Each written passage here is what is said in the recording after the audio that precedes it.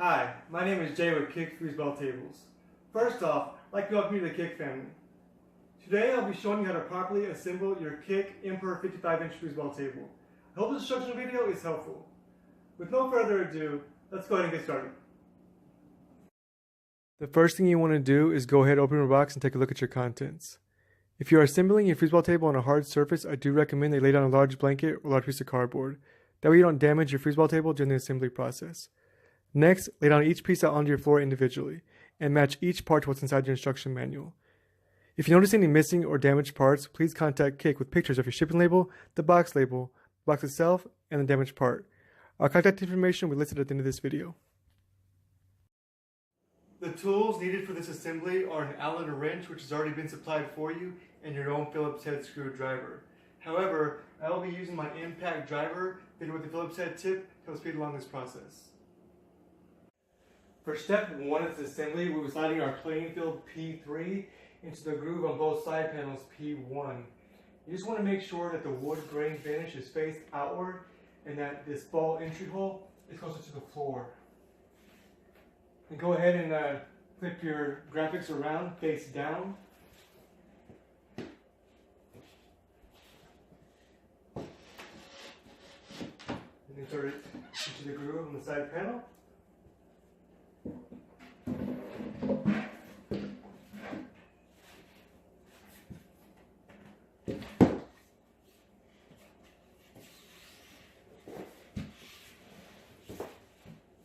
Go ahead and attach your other side panel.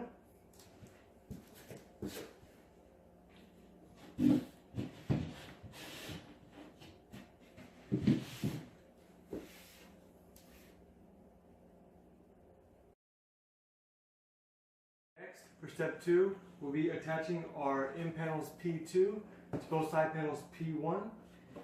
Now you just want to make sure that the goalie hole is closer to the floor and that you align both of the holes on the end panel to both of the holes on the side panel. You also want to make sure that the lip on the end panel goes under the playing field.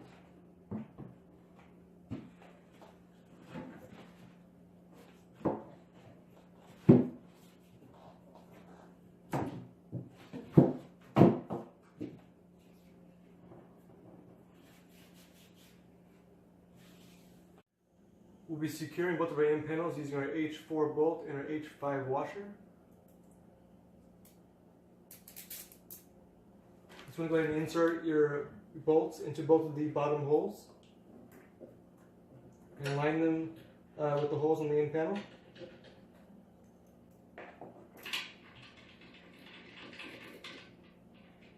And secure with your Allen wrench.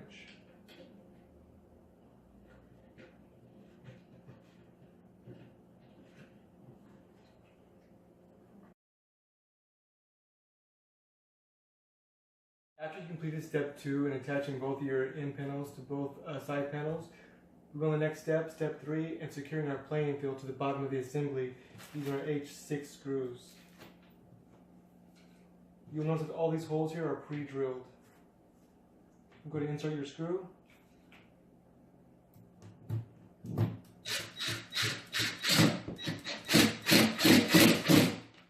tighten.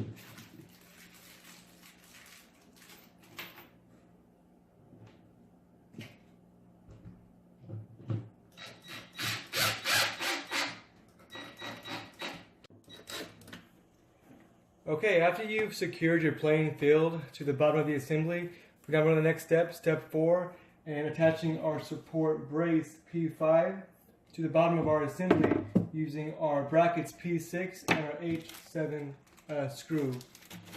So you just want to go ahead and lay your support brace face down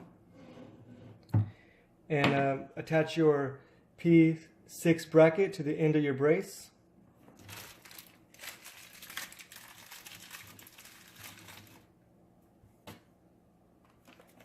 And then secure your H7 screw.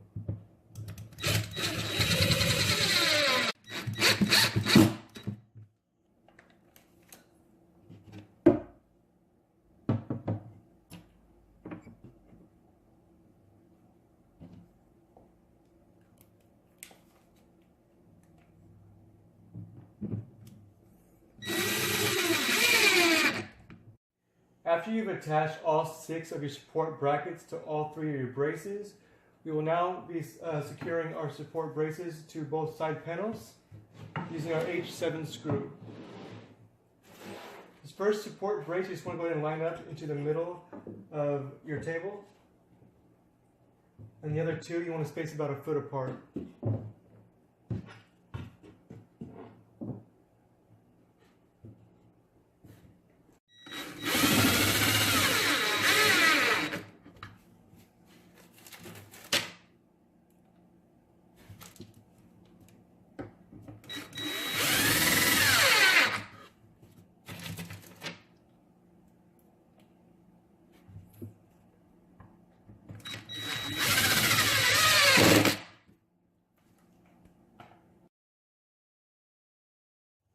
After you completed step 4 in attaching all 3 of your support braces to both the bottom of the playing field and both side panels, go to the next step, step 5, and attaching our goal P13 over the hole in the end panel, and then securing it using our H7 screws.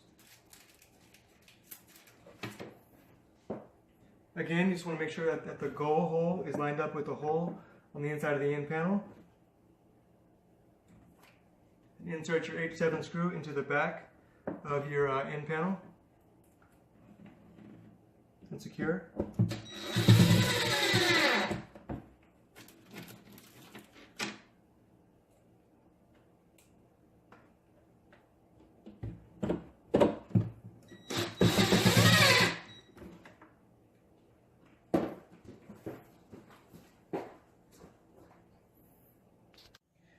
Next, we'll be placing our ball catcher P12 over the hole in the side panel using our H7 screw.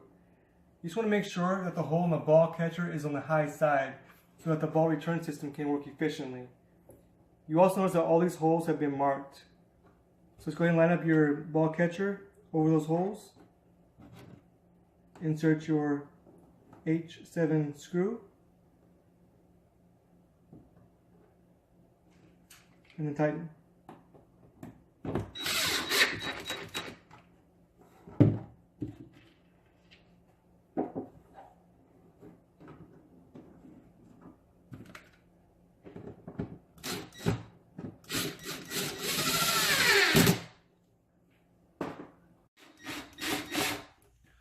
Okay, next you want to go ahead and attach your ball runner P14 between the goalie hole and your ball catcher.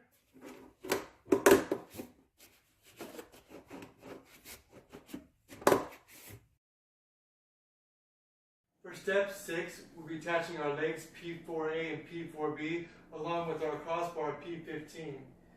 We'll be attaching them using our H1 and H2 bolts and our H3 washers. One way to ensure that you are mounting the correct leg to the correct side of the table, you just want to make sure that the holes in the leg line up to the corner of both the side panel and end panel. You also want to make sure that the hole for the crossbar is faced inwards towards the other leg. And you want to insert your H1 bolt and your H3 washer into the side panel. And your H2 bolt and your H3 washer into the back of the side panel and secure.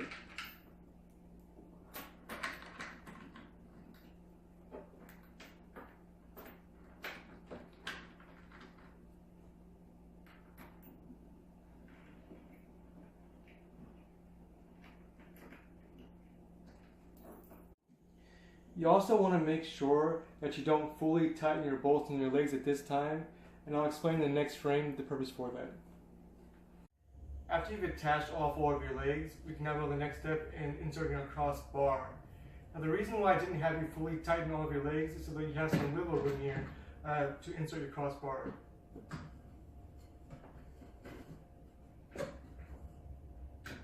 Okay, once your crossbar is in place, you can go ahead and fully tighten all your bolts. Next, we'll be attaching our leg levelers to the bottom base of our legs. This part's pretty simple. You just want to go ahead and screw down your leg leveler all the way down to the bottom base of your leg.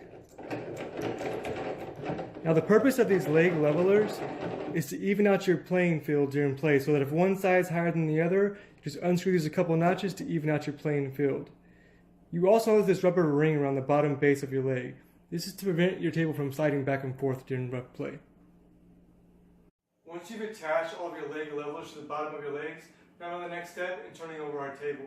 Now, this is a two-person job, so you will need some assistance for this part of the assembly. You just want to make sure that you don't rest the weight of the table on either of the legs. You just want to try and turn over the table in one swift, full motion so all the legs hit the ground at the same time. Next, we'll be securing our ball entry cup P9A and our ball entry socket P9B into the side panel. So we just want to go ahead and screw in your ball entry cup into your socket, insert into your side panel, and we'll be securing our ball entry cup using our H8 screw.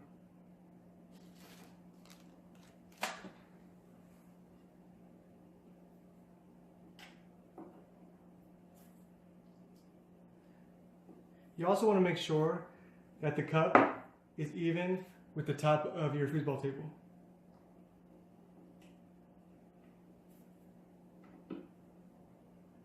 These holes are not pre-drilled, so you'll need to apply some pressure when tightening your screws.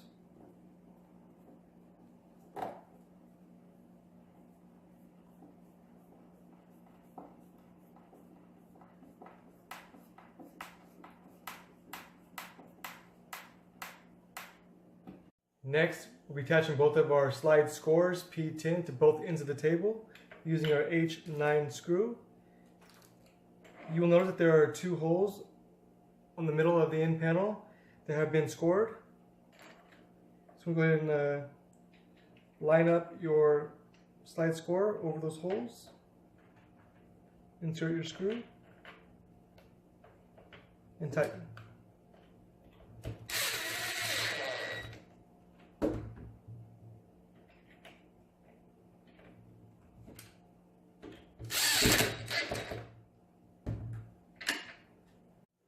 After you've completed step 7 in attaching both of your slide scores and both of your ball entry cups to both sides of the table, we're now on the next step and attaching our 4 corner pieces, P16, to all 4 corners of our table using screws H8 and H7.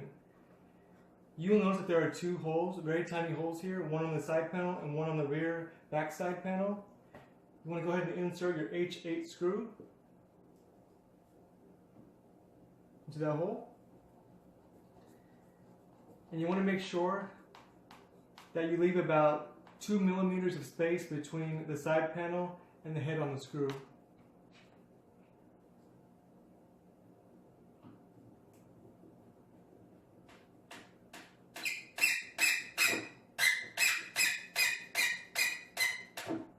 The purpose of this gap between the head of the screw and the side panel is so that we can slide our plastic corner into the groove on the head of the screw.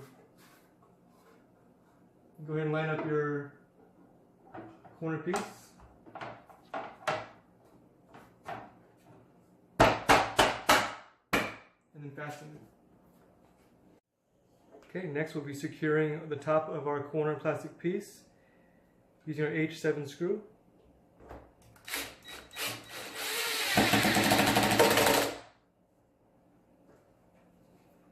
After you completed step 9 and 10, we now are the next step, step 11, in inserting our player rods. The most important part of assembling your Kick Emperor 55-inch foosball table is make sure that the rods are all in the right position. So you want to carefully review the diagram located in the instruction manual prior to inserting your rods. What you want to make sure is that you match the correct amount of players per holes in the rod. You also want to make sure that there's a hole on the correct side of the table where the handles will later go. And before we insert our rods and attach each player to each rod, I'm going to show you an already assembled table and explain to you the differences between counterbalance men and uniform men, and the difference between a 1-man goalie and a 3-man goalie setup. 1-man goalie versus a 3-man goalie setup. With this table, you have the option to have either a 1-man goalie or a 3-man goalie setup. Most beginners and some others prefer a 3-man goalie setup because there's more defense around the goal, making it harder to score and giving the player more control over the field. While others prefer a more competitive, fast-paced 1-man goalie setup. It's completely up to you. To have a 3-man goalie setup, you have 3 players on your goalie rod. If you are looking for a one-man goalie setup instead of having the other two outer men on your goalie rod, you will replace them with the 4 black stop rings. Next, you want to place the 4 triangle corner ramps that you received on each corner of the playing field,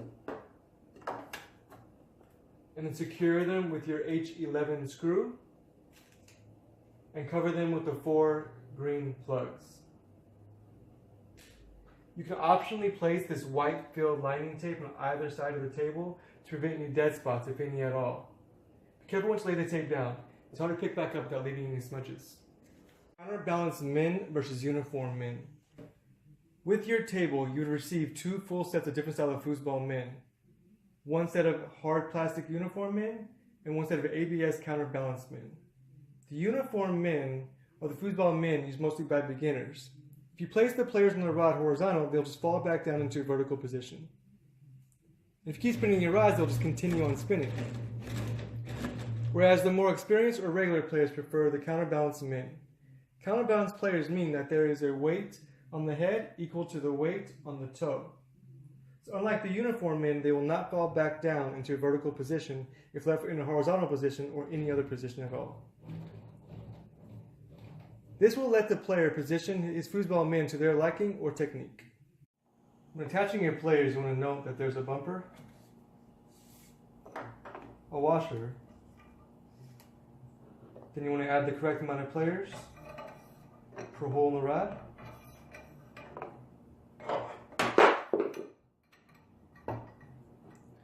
Then add another bumper, and another washer. Then you want to complete by sliding through the second hole. Then you want to go ahead and line up your players over each hole.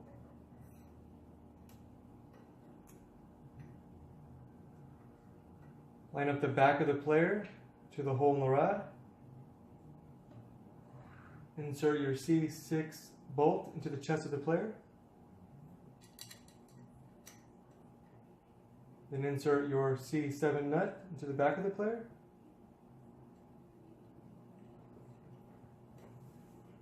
Turn the player around and tighten.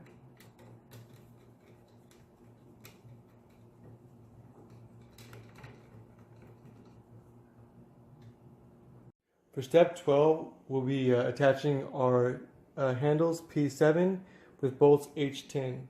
This part's pretty simple. You just want to go ahead and line up the hole in the handle to the hole in the rod. Insert your H10 bolt and tighten.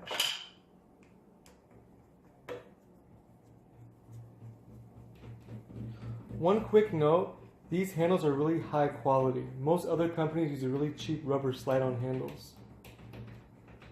Also, these rods are semi-hollow, so they are durable enough to rough play, yet light enough to let the player have full control of the rod. If you need any rod lubricant, please contact Kick and we'll send you a free complimentary bottle. Next, you want to go ahead and slide on the rubber handles P8 to the other end of the rod.